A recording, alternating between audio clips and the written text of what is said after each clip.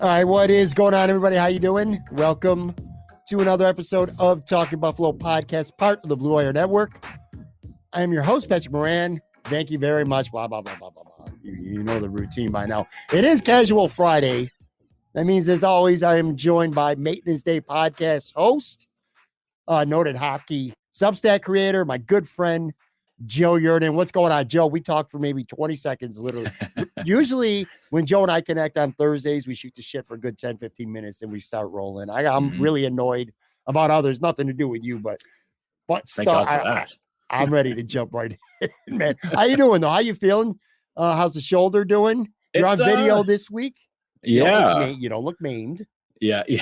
No, last week I was not very pleased with how I appeared, just because I didn't have my post shoulder surgery shirt that I found on Amazon, which I guess it's the only place you can find crap like that. But I got one of those. It makes it a little easier and less stupid to wear shirts, I guess, because I don't think anybody needs to see me like either, half open shirt or no shirt at all on video. Like, I can confirm for you, nobody needs to see that. But no, the everything's pretty good, which feels weird because I got done using the hardcore pain pills this past Sunday, and it was like a week worth of that, and now I'm done with those, and I was like, okay, let's see how we feel after that. Feel great. You look good. You feel better?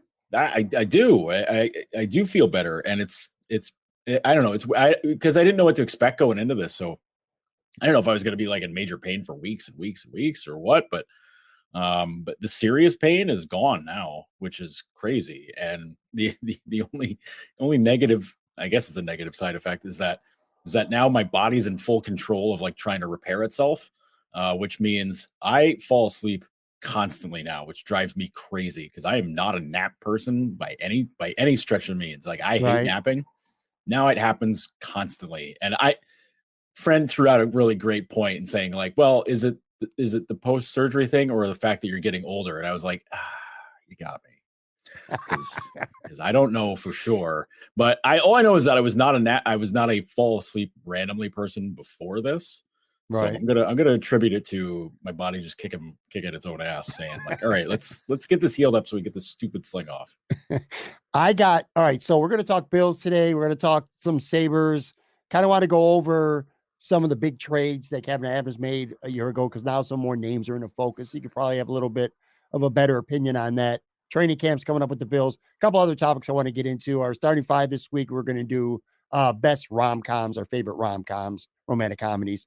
For that, though, so literally just before we're recording, Kyler Murray signed a big 5-year, like $230 million extension, like $160 million guaranteed, something like that.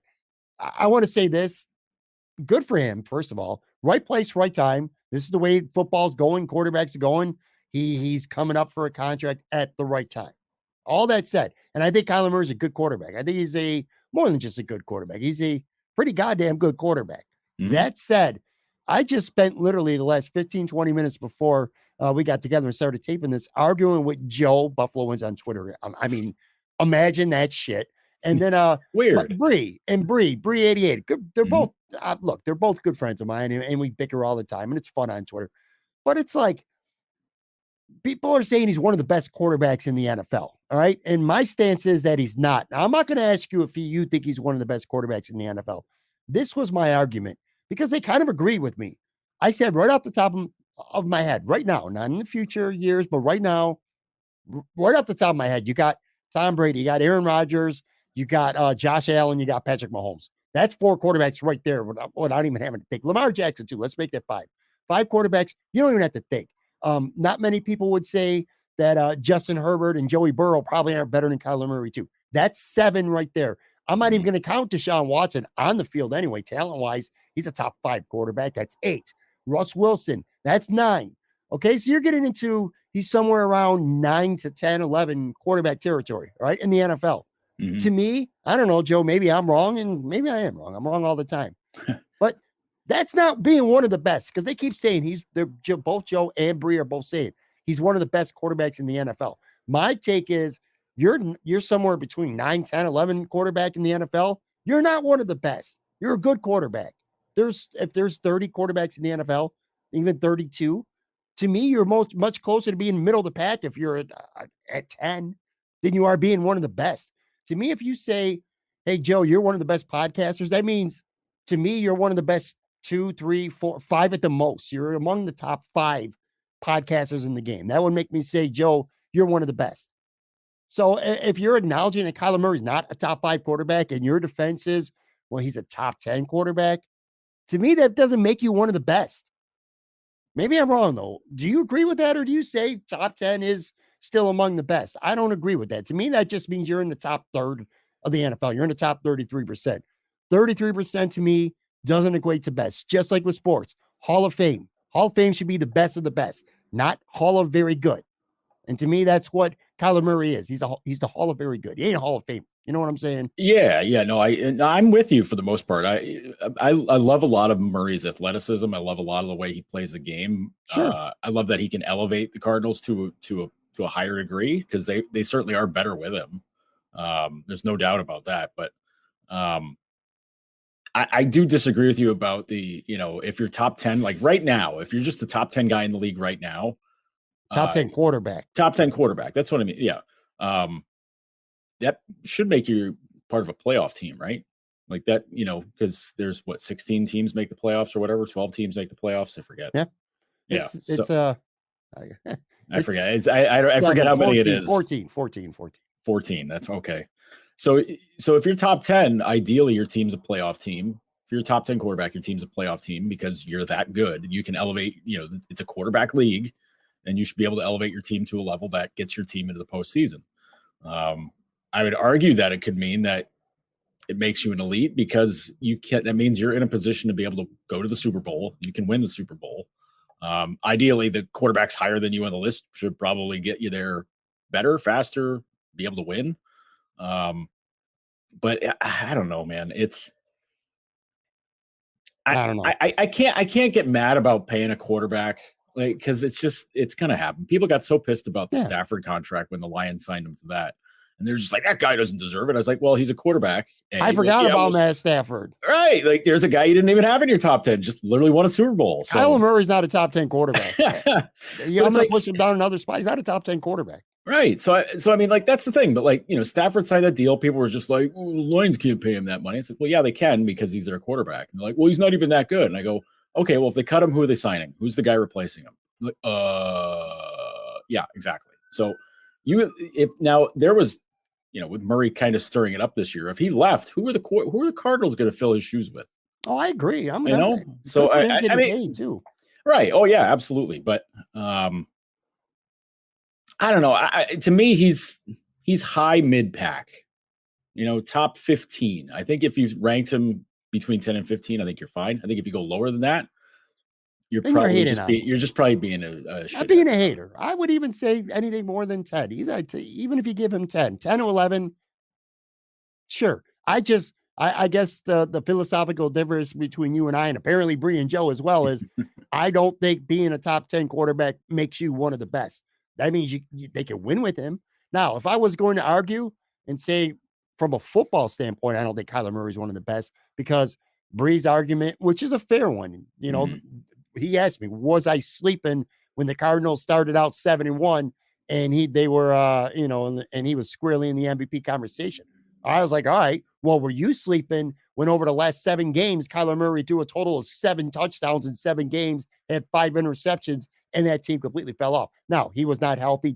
DeAndre Hopkins got hurt. So but listen, there's factors with every team around the league when players get hurt and production falls off. Mm-hmm. So from a football standpoint, I would argue I still don't think he's one of the best, but that's not even about what I think of Kyler Murray as a player. I guess philosophically what I'm saying is I just don't consider a top 10 quarterback, especially if you're near the bottom of that top 10. To me, that doesn't mean you're one of the best. You can win with him, but I don't think he's one of the best. I think Josh Allen is one of the best quarterbacks in the NFL, bar none. I don't think Kyler Murray is one of the best. Well, now see, that's like the arguments that people would make saying, I'll bring a baseball reference into this. When people were taking a dump on Tim Raines for the Hall of Fame, and they were just like, he wasn't as good as Ricky Henderson. It's like, Ricky Henderson was literally the greatest leadoff hitter of all Sure. time. Like, oh, Tim Raines wasn't as good as Ricky. Oh no, nobody else was though. Like Josh Allen, who's better than him? Pat Mahomes and Brady, maybe. Like Aaron Rodgers, maybe. Like there's 3 or 4 other guys tops. So So they're the best, all of them, whichever one you prefer. They're the best. I don't know. I guess it's where like this argument kind of loses it for me. If you say like, well, he's no Aaron Rodgers. Well, of course not. Of course he's not. Of course he's not that good. Like he hasn't been to a Super Bowl. He hasn't won the Super Bowl. Like, of course he's not. Like, you know, and that's not to say like, you know, you can't make the argument with Allen. Say, oh, he hasn't been to a Super Bowl. Whatever. Just you put up thousands of yards and hundreds of touchdowns. Like you're good. But man, I don't know. I think it gets kind of nitpicky when you're just taking guys out of that top 10, top 15 range and just putting them against each other and be like, well, you're not as good as this guy. This guy's not as good as this guy. It's like, everybody's got some kind of flaw, man. Like everybody's got a flaw. You know, Brady's flaw is he's 44 or 43. Like, okay. Aaron Rodgers' flaw is that he's a doofus. It's like Pat Mahomes' flaw is, I don't know, he plays hurt constantly, and it kind of drags his team down sometimes. Aaron Rodgers' other flaw too is that he don't play as well in the playoffs as he does in the regular season. That's kind of becoming a pattern. You're right. I guess it comes down to, this is one of those scenarios where it's one of those arguments where no one is going to admit defeat, no matter what. You're not going to admit defeat. I ain't going to admit defeat in this. To me, if you say someone's a top 10, I'm never going to say that quarterback's one of the best. Conversely, these guys arguing, you as well, you're going to say, well, you know what? If it is top 10 to me, that means he is one of the best. I guess it's a standstill. Here's some good perspective. Would you trade out the quarterback in your favorite team for Kyler Murray? Me, yes. Yes. Me, hells no. No, of course you won't. But where that conversation gets interesting is with the Vikings. You got a quarterback in a similar position there with Kirk Cousins.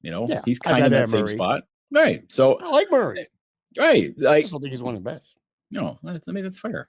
To me, I think Russell Wilson's kind of that same category a little bit. I mean, sure. Wilson's been to a Super Bowl. He's won now a Super Bowl. He is. Yeah. Wilson right now, different story.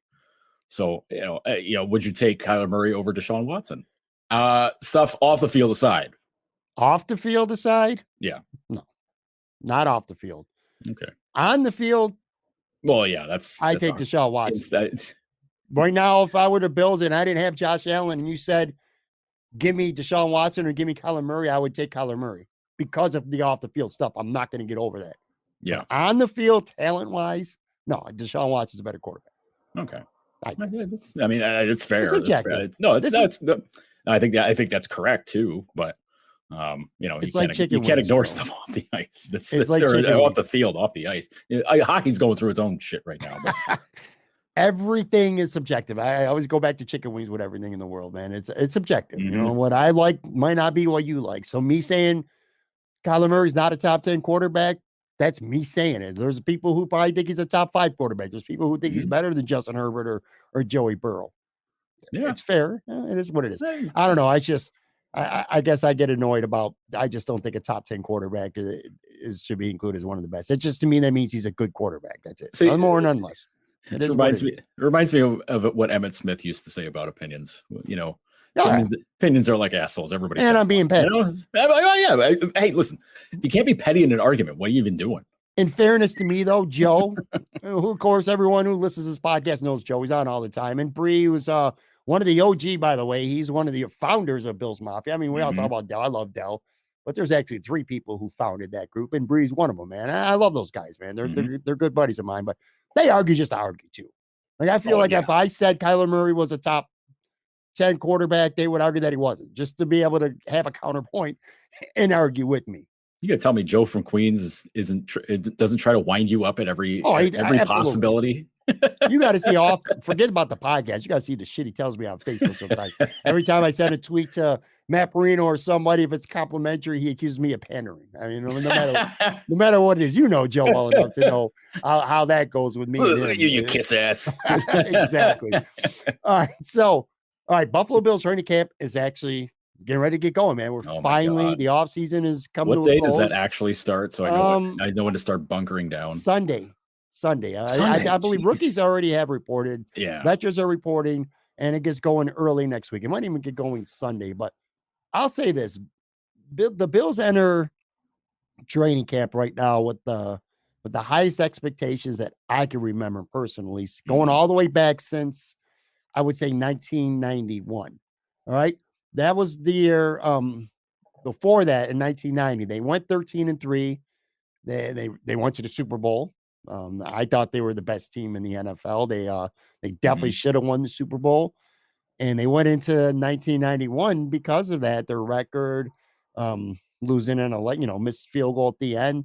They were the prohibitive favorites, just like they are now. And I'll tell you this, man. And to their credit, by the way, the Bills in 1991, they did live up to the pressure. Oh, yeah. They went 13-3 again, back-to-back years. They destroyed Kansas City in the divisional round of the playoffs.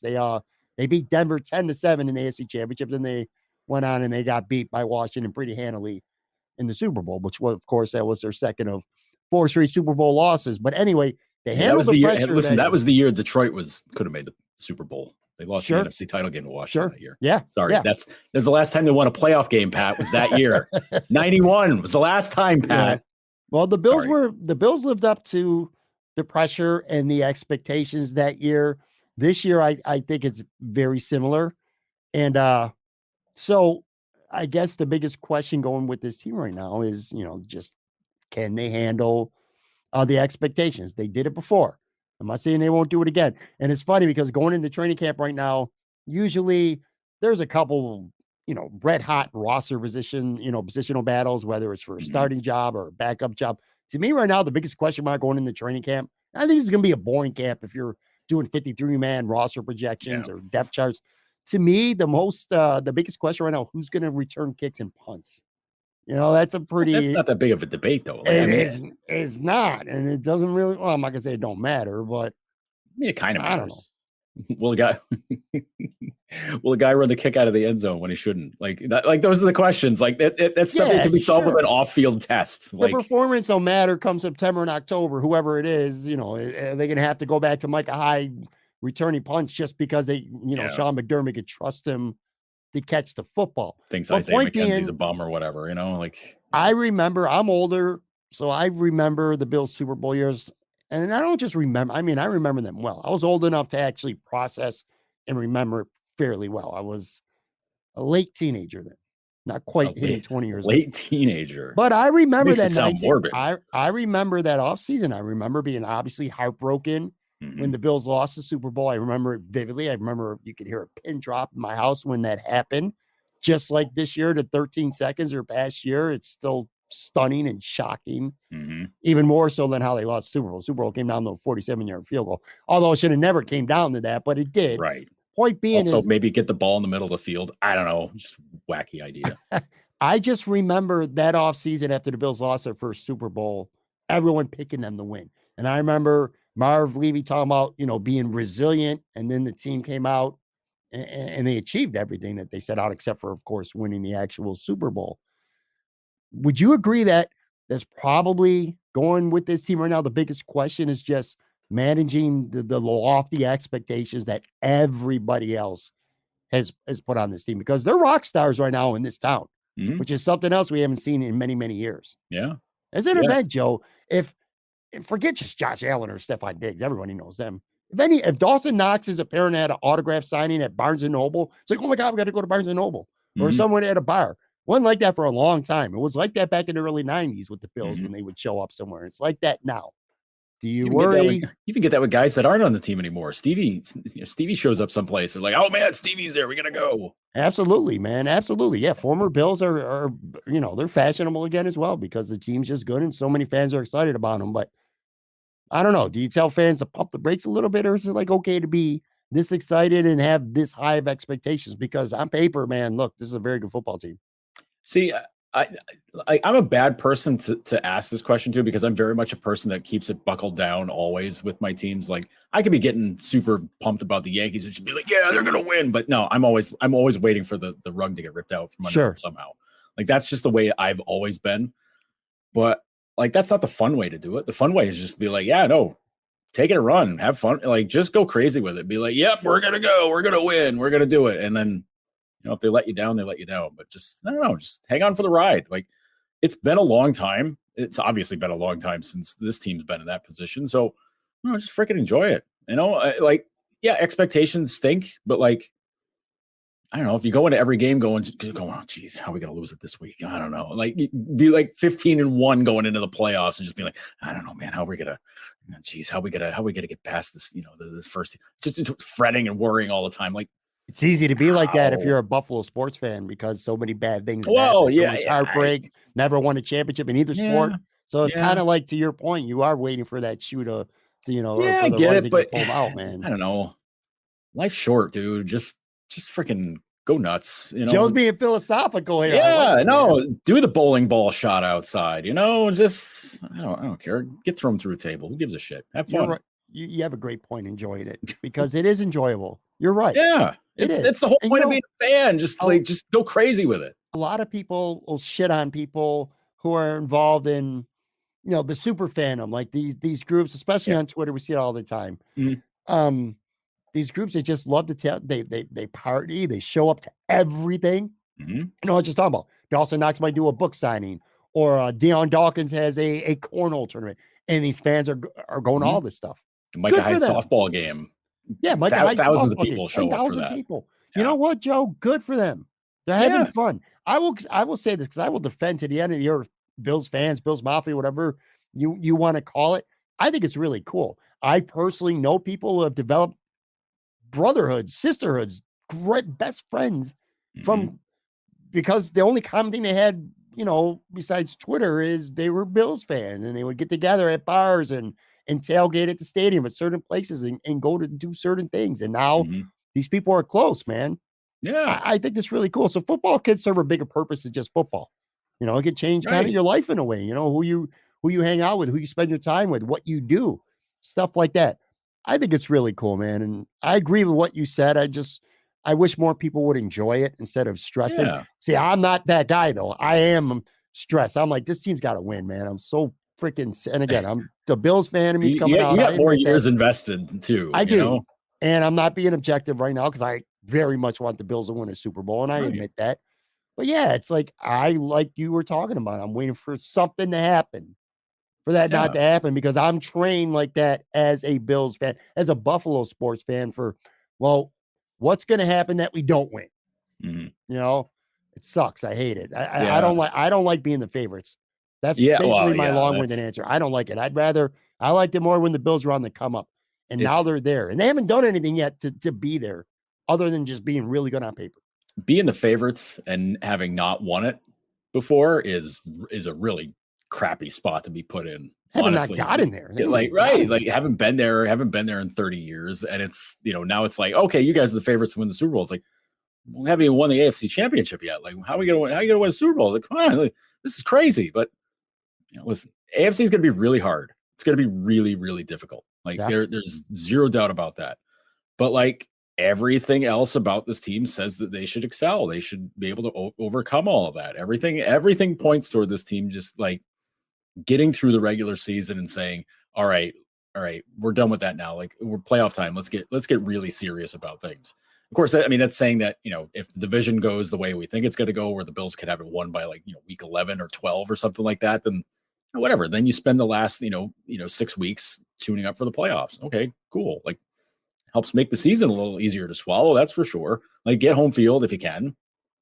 Do whatever you can, win the division, make sure you got at least one home game out of it, and then go from there. So, I don't know. We're both kind of that weird spot, me as media, you as like guy arranging media, guy doing media. Sure. Like, we're exposed to a lot more opinions, and some of them can be harsher than others. Whereas, where some of like the really hardcore fans can drive us up a wall with stuff sometimes, but at like the same point, it's like, we get it. We've been on that side of the fence before. We understand it, and even allow ourselves to be on that side of the fence for different teams. So, but the fact that like we're in that spot where we do overanalyze, we do worry, we do overthink all this stuff, it kind of takes away from our ability to just kind of shut that part of our brain off and just be like, yep, just going to go out and have fun this weekend, going to enjoy the game, hope the boys win, and then call it a day. Just like there's something really wonderful about being able to do that. Like going, you go through the emotional roller coaster watching the game, but then once it's over, just being like, wait, they gave it their best, or oh boy, they really stunk, or man, they really kicked ass, or oh, I'm really glad they came through. Like just being able to just kind of like ride that happy in between space where it's not, you're neither too high where you want to get punched, or you want to, somebody's going to want to punch you in the face, or you're too low where your own friends want to punch you in the face for being too sad. Like you want to be like that nice middle state where it's like you get down, but like it doesn't ruin your week, doesn't ruin your month, like that's right. And you don't want to get too high that, people want to, shove you in front of a bus every time you walk around. Like that's like the nice, happy medium I'm trying to achieve in life. But it's hard. It's hard when you're dyed in the wool with teams. Like that's a lot of time spent. You're just thinking, you're like, I need this. Look, I'll admit this. I don't like the fact that the Bills are the favorites. That concerns me and it scares me a little bit. But I will say this, they do deserve it. They deserve to be the favorites right now, because I do think on paper they have the most complete team in the NFL. I do not think there was a weakness. And one thing to watch for at training camp, although you're not going to see a lot of it in camp, it's going to have to go into the season. But I am excited about Von Miller being here. And I don't think Von Miller is going to be the first ballot Hall of Fame player caliber wise that he was in the past, because he is getting up there. But I still think he's going to be good. But more important than that, what I love about Von Miller being here is I think he's going to be a great influence in the younger defensive linemen on this team, in the locker room and in practice. But also, he's going to command a lot of attention. And that's going to give guys like, and I'm talking about on the field, and, he gets plenty of attention off the field, which is pretty cool if you like the Bills being, on TMZ and, stuff like that. But I'm talking about on the field, actually on the field for football. He's going to get a lot of attention. He's going to get tight ends chipping him. He's going to get running backs coming to block him. He's going to get double team because he's freaking Von Miller. That is going to allow tons of opportunities for guys like Greg Rizzo and Boogie Basham and Ed Oliver and these other defensive linemen to really shine, because they're going to get a lot less attention. They're going to get a lot more one-on-ones. So I wouldn't be surprised to see a guy like Ed Oliver, who I think is already very good, become great this year. And Greg Rizzo with 5 sacks as a rookie, I could see him doing much more this year, in part because I think Von Miller is going to make this line better. And I bring that up because I think there was one part of this Bills roster that was not good enough, and that was the defensive line. They did not get after Patrick Mahomes enough, or they didn't finish, if nothing else. I mean, they might have gave him some pressure, but they weren't finishing. Too many times last year against teams, quarterbacks were they were a little too comfortable with the Bills pass rush. I think Von Miller changes that, so that's what I'm most excited about. That's why I think the Bills do 100% deserve to be the favorites right now. Yeah. And, you mentioned Von Miller to me, and like a name that kind of jumped out for me, because I was trying to think of like who from my past does he kind of remind me of? And like that, he's hopped around with some teams. He's been, well, he hasn't really hopped around. He's been with Denver and the Rams. The Rams, yeah.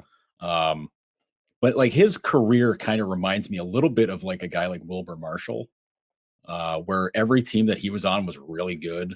And he was a linebacker, right? Yeah. Bears, Philly. Played for the Bears, played for Washington, kind of hopped around his last few seasons. But like he was always on really good teams, like really, really good teams, and like defenses that really kicked ass. So if he can be a guy in that sort of, that kind of frame of mind, like, like Marshall's stats weren't always like eye popping. Like he made some Pro Bowls and whatever, but I don't know, that's like the guy that comes to mind for me, like right away, with a guy like Von Miller. Now, Von Miller's a better player than Wilbur Marshall ever was. Sure. But like at this point in his career, like he's what, early mid 30s, whatever.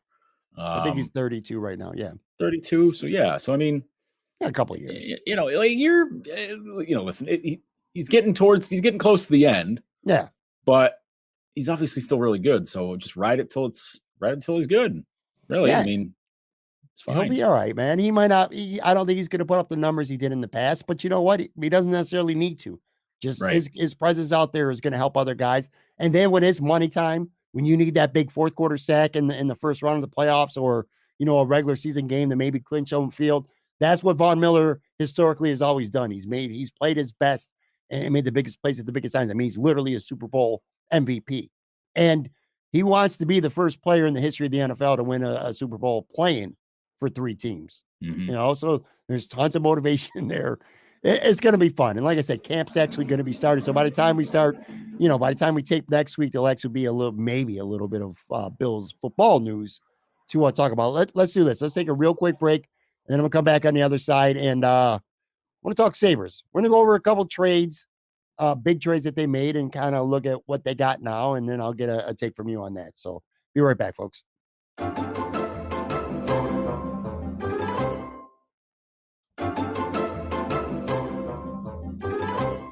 All right, I'm back with Joe Yerdon. I got a couple things that I want to get to besides the Sabres, but I saw a tweet. I think it might have been either it was Joe Marino or Joe DBS. I can't remember, to be honest with you, but they pretty much were not analyzing, but listing the trades, what the Sabres ultimately ended up getting for Jack Eichel, Sam Reinhart, and Rasmus Ristolainen. I want to run these past for everyone watching or listening, and then I want to get a take from Joe on what he thinks about these trades.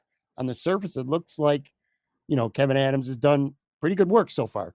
Of course, Jack Eichel's the big one. So they dealt Jack and a 2023 third, and they got Alex Tuch, Peyton Krebs, the 2022 first, which they did use on Noah Ostlund, and they still got a second rounder coming next year. So Tuch, Krebs, Ostlund, and a future second for Eichel, and a future third. Sam Reinhart, they traded to Florida, and they ended up with Devin Levi, and a 2022 first, which they used this year on Yuri Kulik. And then Rasmus Ristolainen, last year's first rounder. Is it? I always pronounce his name wrong. Isaac Rosine, that's what it is. I was giving Isaac Rosine. I always look at Josh Rosen, the quarterback, because it's spelled the same way. Anyway, okay, so they got Isaac Rosine and a 2023 second, which they haven't used yet, and Robert Hagg. He played last year. And then they got a 2022 6, which they use on Gustav Carlson this year. So basically, Risto for Rosine and a second next year. We'll get rid of Hagg. Reinhart for Levi and Kulik. And then Eichel for Tuch, Krebs, Ostlund, and a 2023 second.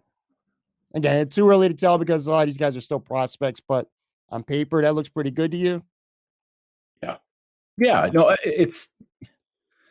it like that the return on those things, like it's so future dependent, right?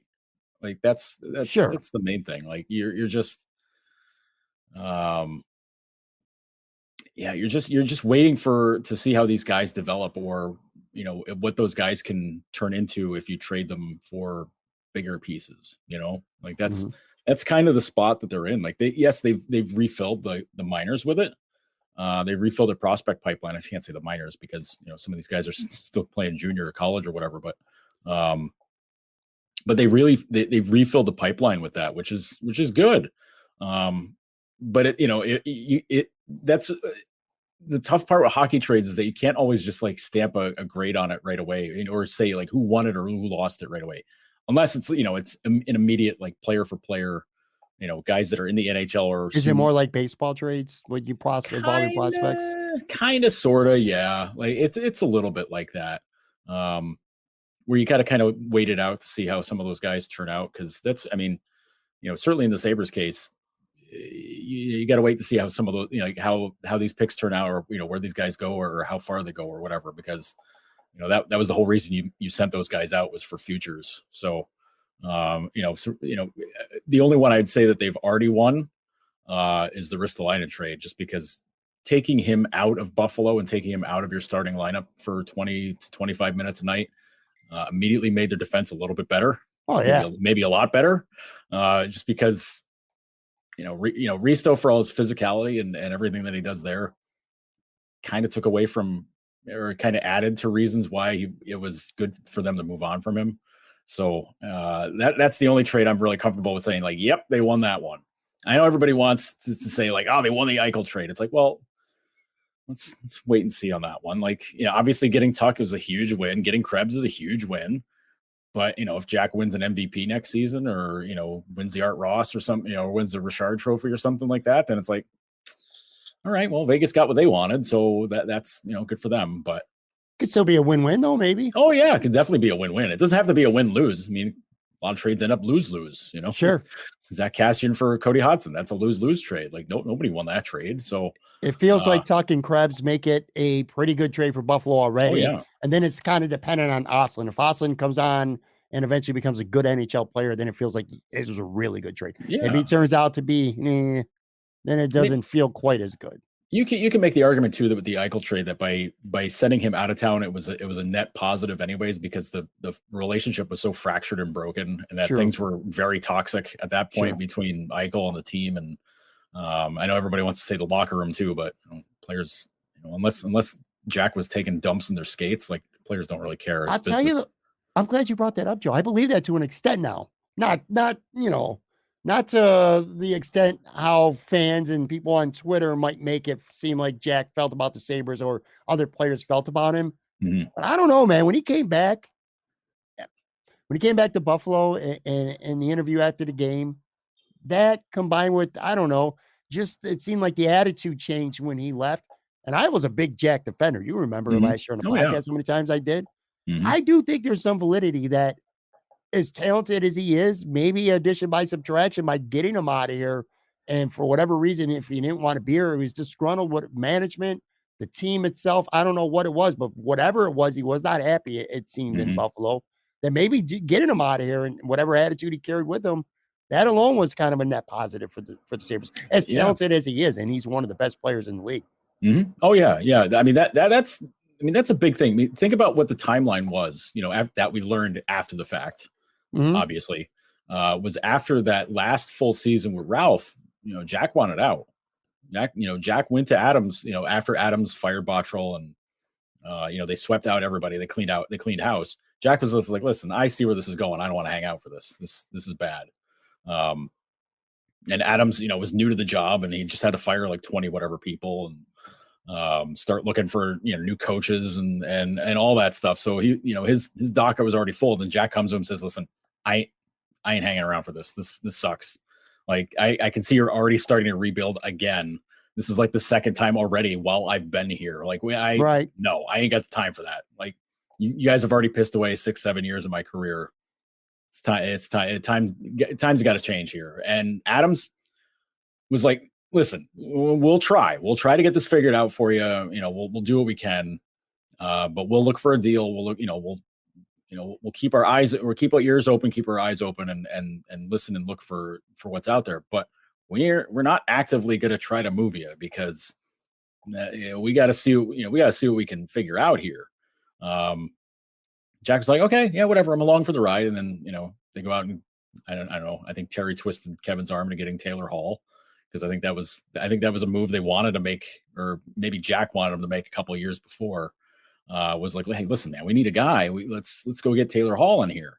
And then they didn't make that move. And then, Taylor Hall becomes available again. And it's kind of like, hey, let's make up for that mistake we made last time, make Jack really happy and get Taylor Hall in here. And then everything they did that offseason backfired on them horrendously. So you can just chalk that all up to just being like, all right, this ain't going to work. This ain't going to work for anybody anymore ever again. So, it was, time was up for Sam. Time was up for Jack. Time was up for, Risto was, Risto had been asking for a trade for like the last two or three off seasons, and they were just kind of like, all right, man, whatever, you're still coming back. It's fine. But yeah, like you get to that point sometimes where it's done. Like you just got to move past it. And if you try to hang on to it, things can get so much worse.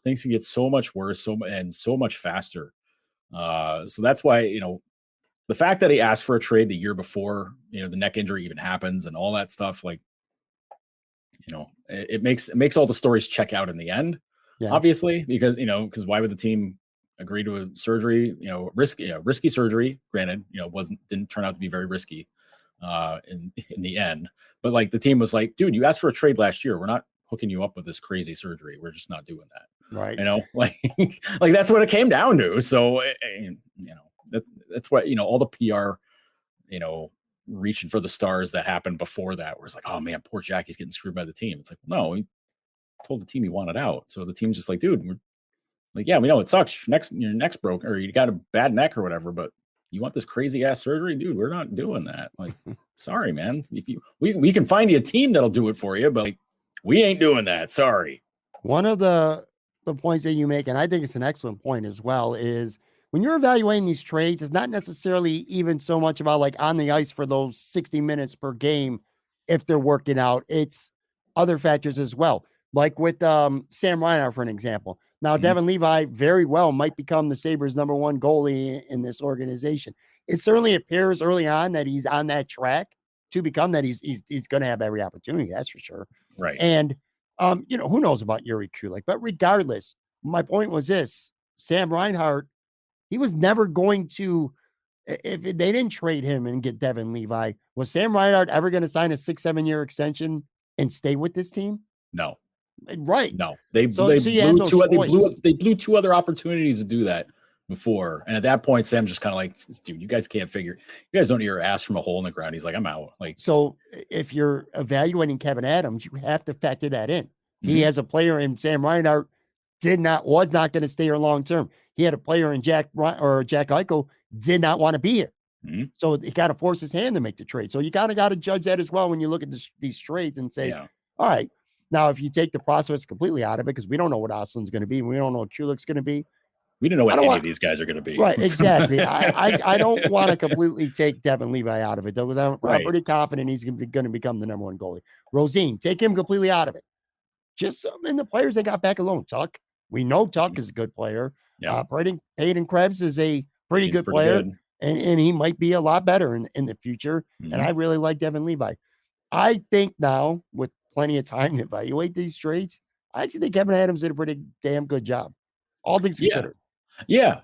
And I look at the Florida trade. They get the draft pick that gets him Kulik. To me, Kulik is my favorite pick from the draft. Not because I don't like Savoy and I don't like Ostlund.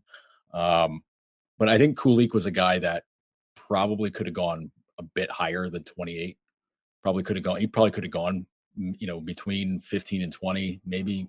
I'm not gonna say he could have been a top 15 guy, but pretty close. Going back to that original quarterback argument, he was higher than Ostlund on some pre-draft rankings that I looked at after the Sabres draft him. So you're right, yeah, absolutely. And people got spooked by the points that he put up in the Czech Pro League, saying like, oh man, this guy doesn't score any points. Like, well, he's 17 playing against guys like Jaromir Jagr. Like, what do you expect?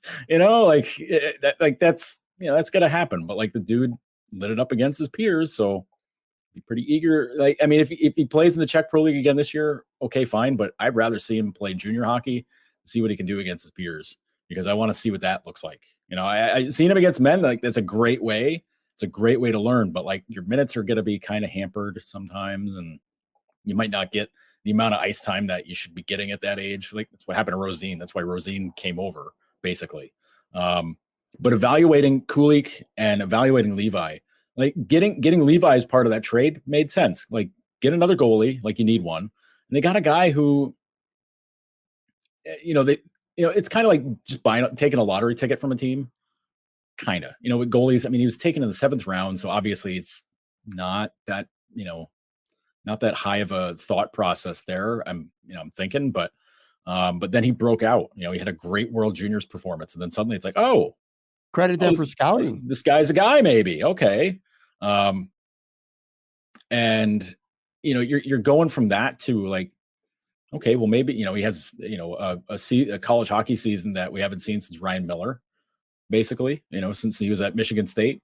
And so now expectations are really high on him. So let's see what happens. If he can put up another 950, 952 save percentage season, holy smokes, sign him the second their season's over with, as far as I'm concerned. Get him in, because you got to know.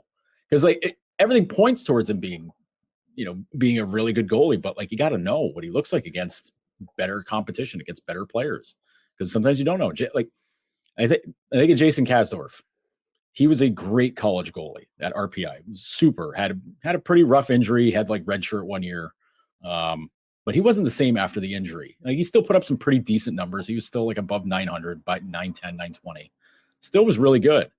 But the second they got him against pro competition, couldn't hack it. You've got one start in Buffalo, and then, it was a rough game, bad Buffalo team, whatever, fine. But he couldn't get it done at Rochester. He couldn't get it done at Cincinnati. So you gotta temper expectations with goalies almost all the time. Obviously, the hype on Levi is it's earned right now, but to immediately start writing in ink like this guy's going to be our number one goalie in 2024, I wouldn't do that yet. Right. Do it yet. I got to see what he can do against pros first. I'll tell you, man. When you go through, it's exciting. Like, don't get me wrong, it's exciting. Right. When you go through all these trades, it actually impresses me the most of all the trades, all the players and prospects they got for the guys that they gave up, their big name players. That might be the most impressive is Devin Levi, because they traded for him before he went out and had that crazy season last year. So some credit to the Sabres scouting, whoever evaluated this guy. There, you got honked on that one, Pat. Got honked on that one. Take there, but I think that Kevyn Adams deserves even more credit for that, because he went and traded. So I remember last year or so, whenever that trade was made, I first thought was like, fucking seriously, Devin Levi. He wasn't even like this big name prospect. He wasn't like this highly touted top pick. Oh, no, he's a seventh rounder. Like, so I was like, I mean, and then I understood, because again, like we just talked about, I'm like, well, Sam Reinhart's not staying in Buffalo. They got to get the best they can. But I wasn't impressed. Now, a year later, I'm like, shit, man, the Sabres might have themselves a legitimate, and you're right, temper the expectations for now, but they might have themselves a legitimate, really good long-term number one goalie. So, yeah, that's pretty impressive. I mean, like, that's the thing. Like, his numbers before he went to college, like he played in like a Canadian junior league, not this, major juniors, but like his numbers there were pretty strong. I mean, considering, what I'm looking at him right now, 37 games, like 941 save percentage. That's pretty good. But again, it's, against 16-year-olds, 15, 16, 17-year-olds, like whatever, fine. Like against your peers, like you do that well, that's good. But it was almost like they took a stab on him and, getting him thrown into that. It's not that he was thrown in, but they were like, no, we got to have him in the deal. But that's based on like that season. And, that because they got him, I think they got him before he popped off in World Juniors, I think, or maybe it was right after. Either way, it was something where you're just kind of like, all right, well, I don't know, maybe this guy will play in Rochester someday. Like, I don't know. But now his numbers are like, whoa, wait a minute, maybe this guy's for real. Like maybe this guy can be for real. But the thing is, like, you don't know for sure, but maybe he is, maybe he isn't. Who cares? Like, right. Let's see how it bears out. It'll be fun to track. All right, so I want to get to a couple of sports viewing topics that I caught on Twitter that I wanted to get your take on, and then we'll get to our starting five. One of them, is that the fire truck coming again? Yeah. No, the first one only gave a honk before the rest of the crew. The rest of the crew hadn't left the house yet. It's a tradition on a podcast with Joe Yerdon here. Anyway, Bulldog from WGR, he tweeted during the baseball All-Star game the other night. I'm going to read his tweet. I want to get your answer on this. He tweeted this: how much, if at all, have your sports viewing habits changed over the years? MLB All-Star Game used to be a must-see event for me, and now I'm barely interested. F1 has replaced NASCAR for me. I love soccer now, and I would have never guessed that would have happened 20 years ago. As you've gotten older now, I'm not going to call you old, Joe, but 43. Has your sports viewing habits, much like Bulldog described, have they changed? If so, how? Yeah, they've definitely changed. I used to like obsessively watch everything, like constantly. NBA, baseball, football Sundays was, whatever games were on, it was like I was locked in. I would be watching like the ticker at the bottom or waiting for updates from other games more than anything. You waiting for like my dad's a Giants fan, so growing up in that house, there's a lot of games on CBS. This is back in the day when CBS, the NFC was on CBS back then. With Summerall, Madden, and those guys. And you were almost like, I was almost excited every time you got to this, like Pat Summerall saying, like, send it to Brent Musburger in New York for this update. And you're getting Musburger giving the update on like something that happened with like Minnesota, Chicago or something. You're just like, whoa, cool. And like, you just get fired up seeing like other games going on. And I don't know, I was a huge nerd for all that stuff. But obviously, you get older, you just don't have the time to just throw it. Like, you're a kid, you got tons of time. You got time to do anything. The hell else you gonna do? Yeah, right. What else was I gonna do when I was a kid except watching Yankees play? Right? I mean? Exactly. I mean, granted, in my house it was still, once baseball started putting games on super late at night, we're talking like 91 around there. Like I'm thinking like the Braves Pirates NLCS. the Sid Bream slide game. I remember listening to that on the friggin' radio, like in bed, because I was supposed to be in bed because I'm the kid, and got to go to school in the morning. But it was like, this game's crazy. I gotta keep up with it. So I had like a little radio in my bedroom and just turned that on, like kept the volume down a little bit, just so mom doesn't hear it, popping off there. And I'm just kind of like, whoa, I can't believe he did it. Like, wow, and like waiting for like the next morning for Sports Center to see how it actually happened. Like that, having that kind of childhood makes you like appreciate like everything that happens now way more. Oh yeah. Because now instead of like listening to a game on AM radio coming out of God knows where, because at night the AM signals go further, which is crazy, but now you can watch the entire whole game from your phone in your bed, and stream it and get stats going alongside it and all that stuff. Like it's crazy. It's crazy. And I'm sounding like the oldest person on earth, but yeah. But I don't watch any of that stuff as religiously anymore. Now it's like schedules that are easier to manage, like a football schedule or a soccer, premiership soccer schedule, where it's easier to be like, okay, it's one day a week, maybe two, where I got to, get geared up, gassed up to watch a game, and, maybe go out someplace to watch it or hang out with friends and watch it, do whatever. Like it's way easier. It's way more palatable to do that, to sit around every night. Like I can sit around and watch every Yankee game every night if I want to, but like some nights I'm just kind of like, I can't deal with it tonight. I just don't want to watch, and it's not because I don't care. I obviously do care, but like sometimes you're just not in the mood to watch a game. You just want to do something else. Yeah, I agree with you, man. It's kind of the same for me. I watch sports a lot less across the board over the last 10, even 5 years, except for the NFL. I still watch football as much as the NFL, at least, as much as I ever have. I don't watch baseball nearly as much. I don't watch the Yankees nearly as much. I used to watch boxing religiously, whether it was a big name fight on the card or, just regular free HBO fights or pay-per-views or ESPN boxing. I never watch boxing anymore. Same, man. I don't care about the ESPN fights, the top rank fights and all that stuff, man. Jeez,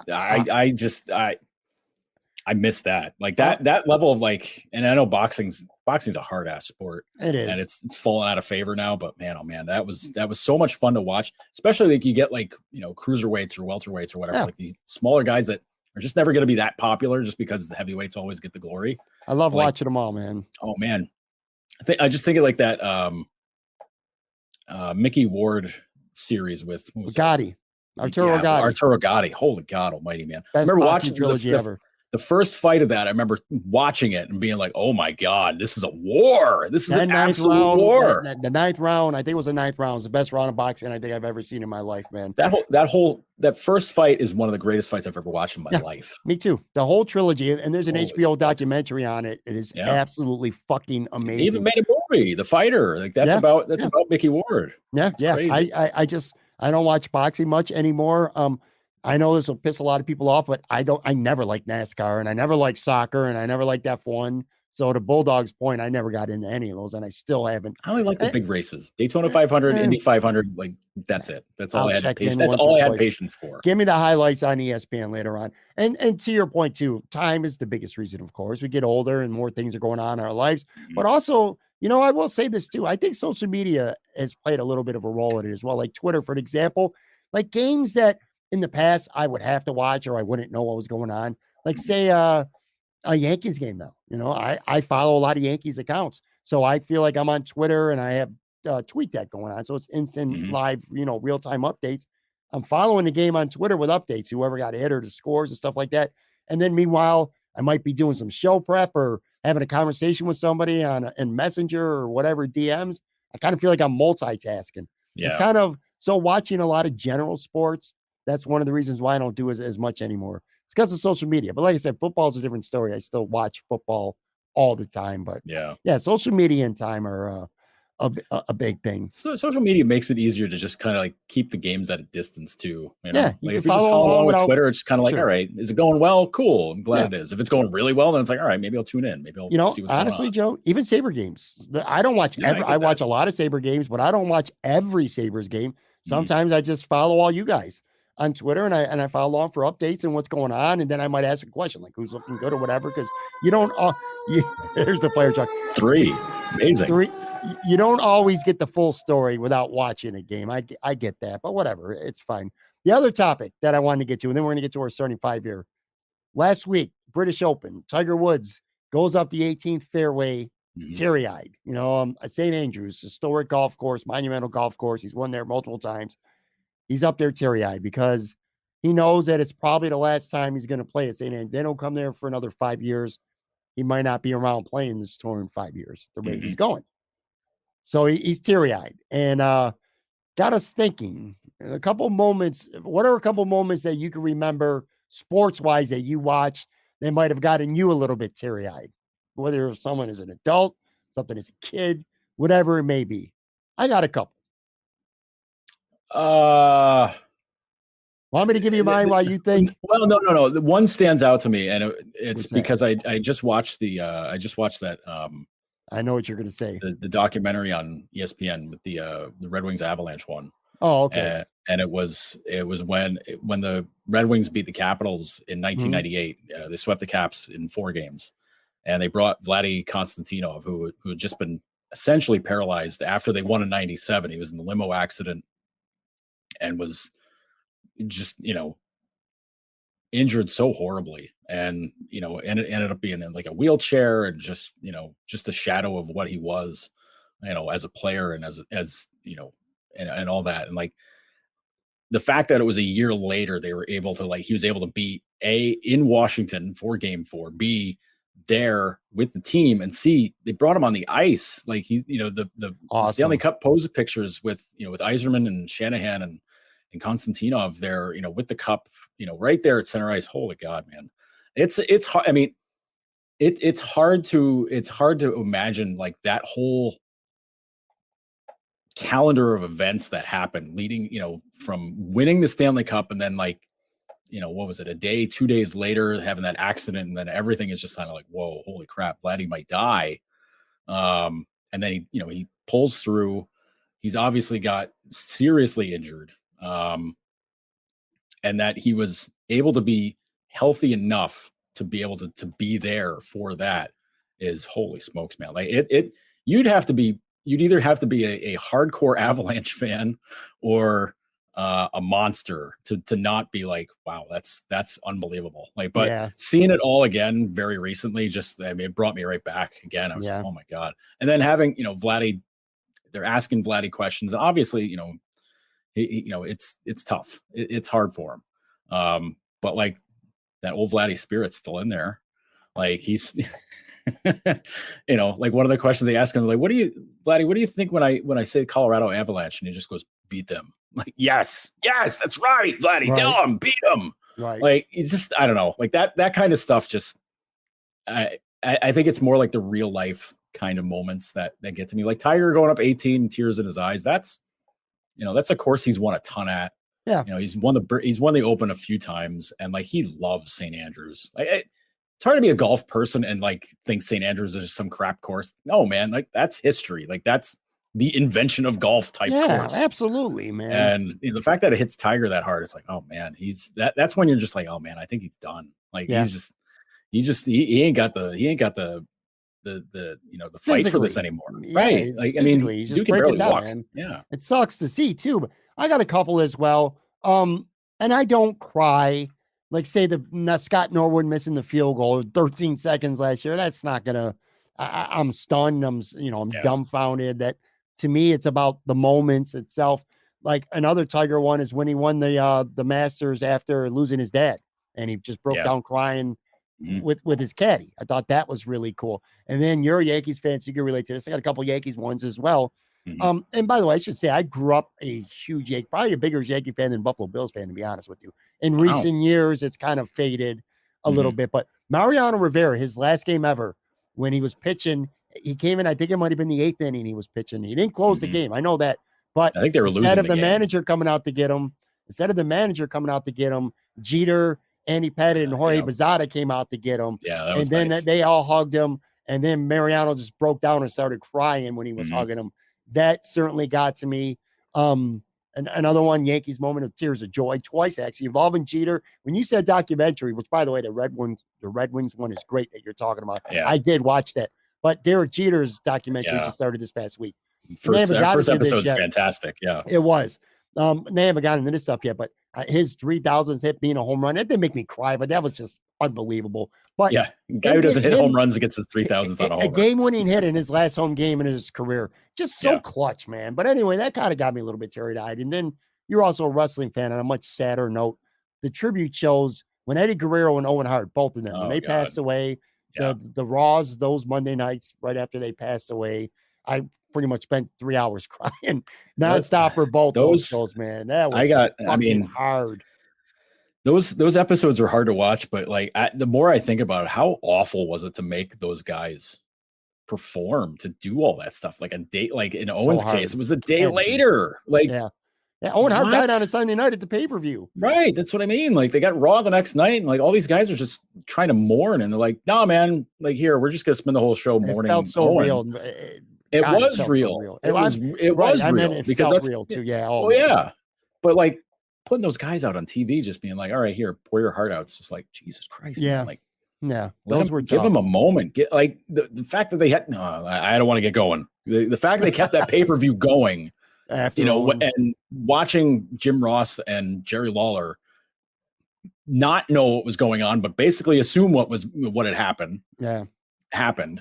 And making them just carry on with the whole show is insane. It's fucking monstrous. I agree. But sorry. Like, no, you're right. 100%. That was just, it was authentic. It was real. One last one too. Jim Kelly, when he retired, and after the 96 season, his press conference, he broke down and started crying because he knew he still wanted to play. He just couldn't do it anymore. Mm-hmm. And his last game was getting hurt against Jacksonville. That got to me a little bit as well. But, anyway, speaking of getting to me and crying, let's reference last week's starting five. We did best 90s movies. All right, so the score doesn't sound quite so close. Joe won this poll 53-47. And by the way, this is your fifth straight win, too. You've won 5 of these in a row now. That's nice. Let me recap the picks. I got to look at my notes here. So Joe took Goodfellas, and this again, best 90s movies. Goodfellas, Fargo, Terminator 2, Judgment Day, Pulp Fiction, and The Big Lebowski. I took The Shawshank Redemption, Forrest Gump, Dazed and Confused, Jerry Maguire, and The Lion King. 53-47 is close. All right. So usually with these polls, what was the total? What was the vote total? Almost 1,000, right around 1,000. Okay. So this was more than just a tiny sample size. Yeah. Typically we get anywhere from 300 to 700 votes, I would say, on our polls weekly. This one was around 1,000. Usually within the first 45 to 60 minutes, kind of know where the poll's going. And more often than not, it's because they're not the case close. This time. This was not the case. I am telling you. So we put this out Friday at noon. Saturday, early afternoon, I was up 50.8 to like 49.2. I basically had a 1-point lead. Mm-hmm. And then, we both do our retweets and stuff like that. And you definitely had that Saturday surge, which was a whole bunch of people who didn't see it Friday. Mm-hmm. And I remember I was like, fuck. I thought I had this one. I thought the losing streak was coming to an end. Yeah. And then you pulled up and didn't give it back. Ended up being 53-47. I think the people who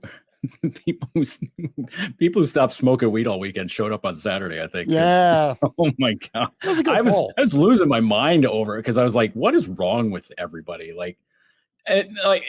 Listen, you had a good group of movies. Mine were vastly superior. I thought so. If you remember, you listened to this podcast last week, you punted on it. Yeah, I did. I think I set the over-under at like 70-something% for you. So I was surprised. People like The Shawshank Redemption with my first overall pick. I got a lot of credit for that. Mm-hmm. I got a very mixed bag for The Lion King. Some people liked it, and a lot of people did not like it. I think that hurt me a little bit. Of your 5 picks, that was the one that was maybe the least offensive. I mean, the one that like people gave you grief for that. I was like, no. Like no grief deserved there. Dazed and Confused is the one where it's like, dude, really fucking Dazed and Confused? Are you kidding me? People like it though. Yeah. Which blew my fucking mind, dude. Like, I remember there was a couple of people that showed up, cause Pat and I always get tagged into the conversations cause we're sharing the polls. That's what happens. Yeah. It's fun. And somebody like buried me about picking by having Fargo and Lebowski in there. Not that because they hate the Coen brothers. They're just like, those movies stink. And I go, wow, like they stink. I was like, what makes you say they stink? They're like, well, I haven't watched them. Okay, well, thanks for your jump in. Nice, great opinion there. That's super. You hate a movie that you didn't watch. You hate a movie you haven't watched, man. Like, Jesus, this is why democracy is doomed, Pat. At least it's a step up from normal, though, because what pisses you off the most is when somebody picks one movie. Yeah. The one flick pick. That's what we call it, the one flick pick. You pick one thing. If that happened with this, I would have said we're not doing polls for 2 months because the movies were too good on both sides to be like, oh, no, you had that one movie. That's it. It's over. I agree. All right, so this week we're going to do best. Hopefully that doesn't happen this week. We'll see.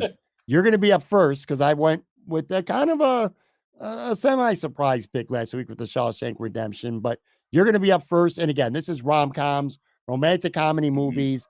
We didn't set a time frame, so it could be from whenever. But I'm going to give you guys a little bit of a spoiler alert. None of my picks movie are was released in the 90s, 90 to 99. Yeah, like exactly. That's 90 and before. Anything more recent. I would say at least 90s, because there's a couple rom-coms that I really like. Wait. You said we're doing 90s rom-coms, right? No, I just said rom-coms. Wait. Let me get in my DMs. Hang on. Wait a goddamn second here, Pat. Bending the rules. I don't think I said 90s. I think I just said okay. You said best movie rom-coms. Okay. Well, that was the recent one. What was the one you said before? I'll tell you this, though. Almost every rom-com that I have is no earlier than the 90s. At least it's on my list anyway. But I got some for the early. I'm attribute my ability to not read to drugs. Don't do drugs. I got some early 2000 picks, and I'm gonna throw them at you as well. So good. I hope you're not. I'm glad it's not 90s because the 90s are pretty kind of weak for a lot of rom-coms. Well, you got the first overall pick, so pick your rom-com, pick your poison. All right. So, okay, well, this changes my strategy now, Pat, because I'm an idiot and can't read.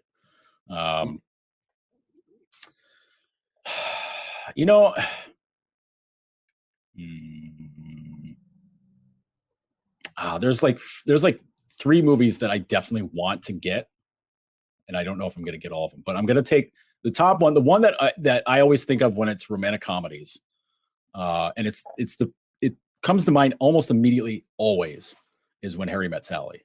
Good one, yeah. Because and I don't know, maybe that's just showing my age, but like I remember when that movie came out, I was a kid. It was like, what was it, 80, 86, 87, something like that. So it was like 8 years old or whatever.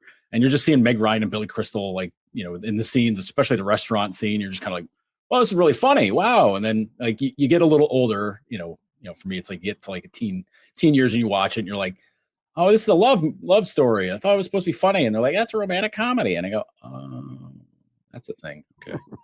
So yeah, so like growing up and learning about movies that way. But yeah, When Harry Met Sally was like the first one that really resonated, that really hit, where I was like, oh, okay, yeah, I get it now. That's a good one. All right, so I'm going to go in the earlier-ish 2000s for both my first 2 picks. Actually, the first one that I'm going to take is one of my favorite rom-coms, one of my favorite rewatchable movies. Just one of my favorite movies. Period. Is Forgetting Sarah Marshall. I absolutely love that movie, man. I could watch that movie over and over again. It's almost perfect in terms of the comedic aspect of it. So many people in that movie are funny too. Plus, it was cute. I mean, he's at rom-coms, and it was a cute romance story as well. The cast was awesome. Loved everything about the movie. That was from 2008.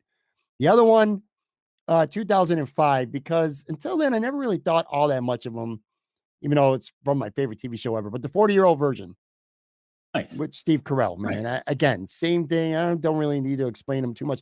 We're going to be talking about movies I think that everybody has seen. When we do 90s movies, younger people, like I think there's a lot of people out there who never saw Fargo, who never saw Terminator 2, who never saw Dazed and Confused. Movies like that. People haven't seen those movies. I agree, but there are some younger ones, especially. I think everyone's going to have seen, if not all, at least most of the movies that we're talking about. So I really don't need to. If I can't sell you on it right away, then I'm not going to be able to. But anyway, 40-year-old virgin is definitely my second pick there. No, that's great. No, those are excellent picks. This movie was mentioned to me last week.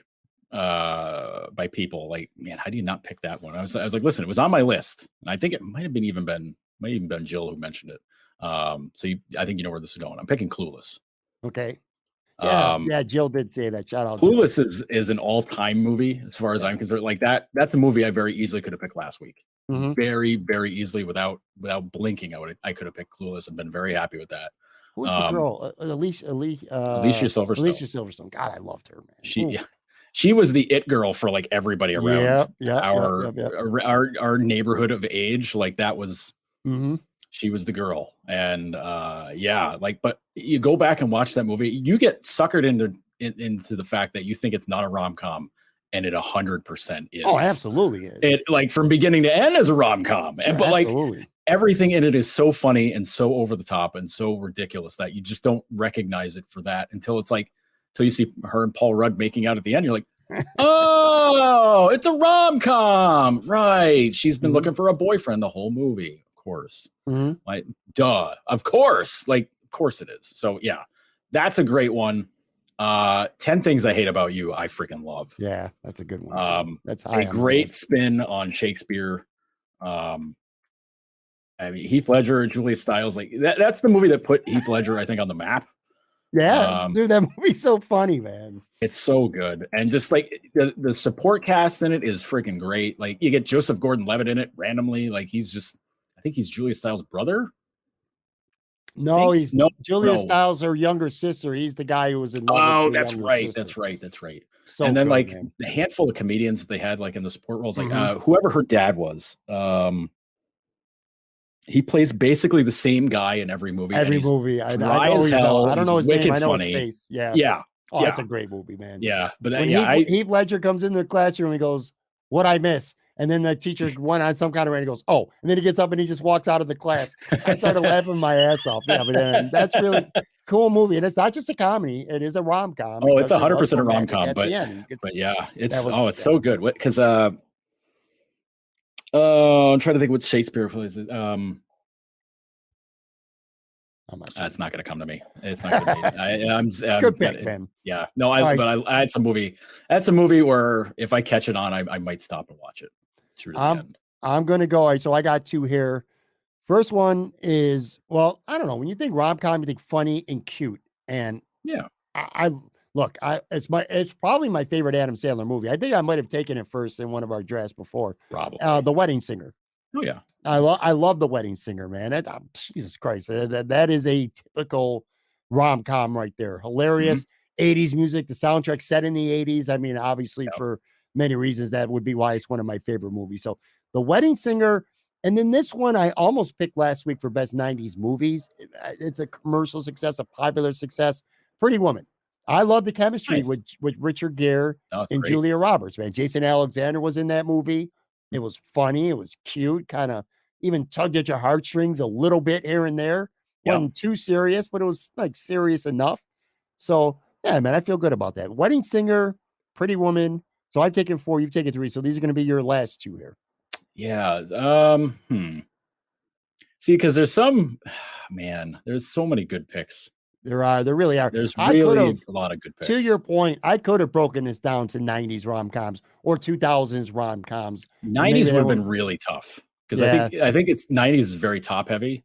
And then once you and I got past like our third picks, and it'd be like, oh boy, where are we going to go with this one? Man,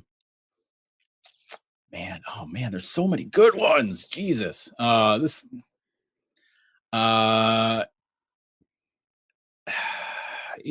listen, I watch it every year. I love it. And it's a movie where I just stop everything that I'm doing and I'll just watch it to the end. It's Groundhog Day. Okay. That's on my list too, by the way. That's that movie. Again, Groundhog Day is a fascinating movie because it's a great comedy. B, it's a great story. B, C, it is a rom-com. 100% it's a rom-com. Absolutely. And D, the cast is ridiculous. The cast is absolutely insane. And E, 5 level, we're going 5 deep here. It is an unbelievable psychological movie too. Like you can get twisted and turned into getting into deep thoughts about like how like breaking you would down like do, how he yeah. does like everything, right? You're just Yeah. kind of like, whoa, okay. How would I do this? How would Right.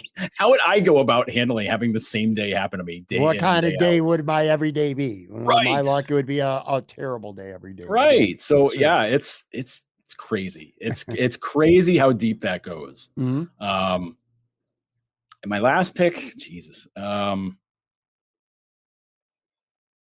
You know what? I'm a sucker for memes, as you know. I'm an absolute sucker for memes. So I'm just a guy standing in front of a camera asking for it to Oh, you give me a fucker. movie, and it's Notting Hill. Oh, that's a good sleeper pick, man. Yeah. I don't know how that's gonna play with fans. I love it. It's on my list. It's right dead Well, smack in the middle, actually. It was just higher than imagine Pretty how I'm Woman. going to market it. This poll, Pat. Just think of how I'm going to do that. Are you gonna quote tweet it? 100%. Are you kidding me? Like people are gonna be Notting Hill. What the hell's that? It's like I'm just a guy standing in front of the internet asking you to remember this movie, and people are like, "Oh my god, that's that movie!" Yeah, blah blah blah blah blah. Pick it. But like that's one of like 5 different ones where I'm like, I could go with that one. I could go with that one. What am I gonna do? So yeah. So I'm going with Notting Hill. Confession: I have Notting Hill on my big board ranked higher. I have Notting Hill and Groundhog Day both ranked ahead of Pretty Woman, who I took ahead of both. So you went off your board, is what you're saying. Slightly, because Pretty Woman's a popular movie as well. Oh, yeah. All right, so I got one, and like you said, man, there's several that I could pick from. This is tough, man. It's extremely tough. I'm going to say, and we could have done these all post 1990s actually, and been fine. I'm going to go with There's Something About Mary. Nice. I love that movie, man. Ben Stiller's so funny. It's those Cameron. I'm not even a big Cameron Diaz fan, but she was awesome in that movie. There's just so much to like about it. Let me tell you the ones that I didn't take though, because I was sitting there. That's one of the sneaky best Farrelly Brothers movies. Yeah, like, going back and forth. It holds up a little better over time than some of the other ones. It does. I wanted to take How to Lose a Guy in 10 Days. That was what. Now, what made you go away from that? I don't know. A coin flip. Okay. A coin flip. I really like that movie a lot. 2 Weeks Notice with Hugh Grant and Sandra Bullock. I like that a lot. Knocked Up was another one that I liked a lot. And then going back to the 80s with Patrick Dempsey, Can't Buy Me Love. That was one. Yeah. But I picked that in the best 80s movies or something long time ago and got fucking killed for it. That's about it. The Princess Bride was something that I had on paper for consideration too. And Sweet Home Alabama with Reese Witherspoon. Although I hate that song.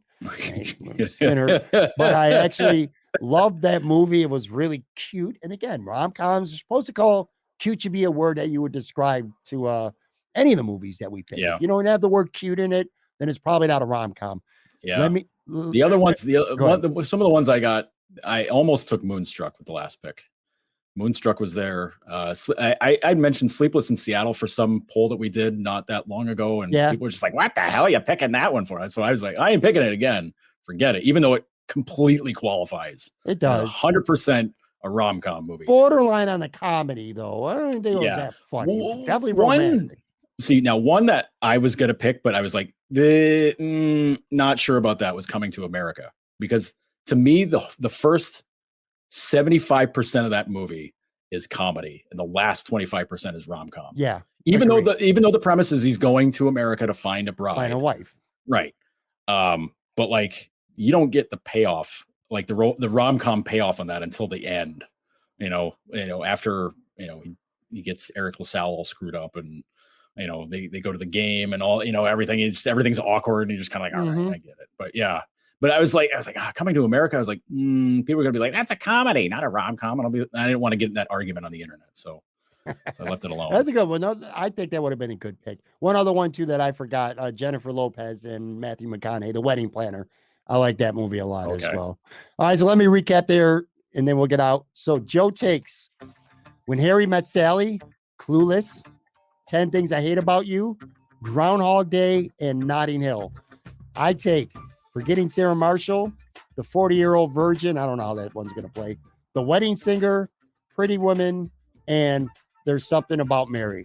All right. Last week I predicted you were going to have 77%, and it ended up being a really close poll. This week I'm going to predict this is going to be a close one. Yeah, I think so. I think so too.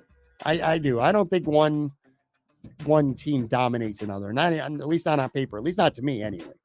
Yeah, I think this is one where I think the comedy level on yours, like there are more outwardly very funny movies.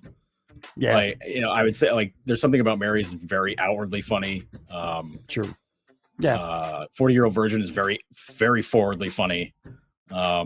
Whereas mine, I don't know, well, Notting Hill's very much a rom-com. You have better stories. Notting Hill's a good story. Yeah. When Harry Met Sally is a better story. So to your point, mine are more heavier on the comedy side, where yours are a little more of a mix of romance and comedy. But mine are enough to qualify. That's all I give a shit about. Man. Yeah. Hey, listen, they all qualify, so that's all that matters. And let's hope there's no one movie voters out there. Next week on the podcast, we'll talk some Bills training camp because training camp will be underway. And when it comes to the Sabres, I didn't get to it this week. I want to talk about it next week. Pat Kane. A lot of shit going on with Pat Kane. The Sabres are not trading for him right now. We don't need to get into that today, but I want to hear your thoughts on Pat Kane beyond this year, but we're going to save that for next week. Anyway, make sure you check Joe and Lance out, Main State Podcast every Monday. Thanks, buddy. Good as always, man. Yeah, always fun. And hopefully I won't be as sweaty next week.